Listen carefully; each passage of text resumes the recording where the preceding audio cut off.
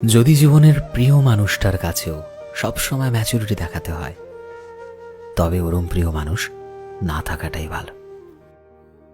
প্রিয় মানুষ হলো আমাদের জীবনের এমন একটা মানুষ যার কাছে আমরা আমাদের নিজেকে খুলে প্রকাশ করতে পারি, যার কাছে নিজেকে সব সময় পারফেক্ট দেখাতে হয় না, তবে সবার চাইতে বেস্ট এটা দেখাতে হবে না, যার সামনে নিজের বাচ্চামাগুলোকে দিব্যি মেলে ধরা যায়, যে আমাদের বাচ্চামাগুলো দেখে রাগ করে না, যার কাছে নিজেকে ম্যাচিওর, নিজেকে স্মার্ট কখনোই দেখাতে হয় না।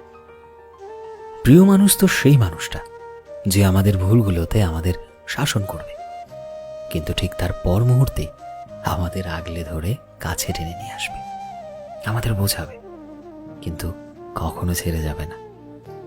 প্রিয় মানুষ তো এমন একটা মানুষ যার কাছে জীবনের সব কথা খুলে বলা যায়, নিজেকে তার সামনে মেলে ধরা যায়।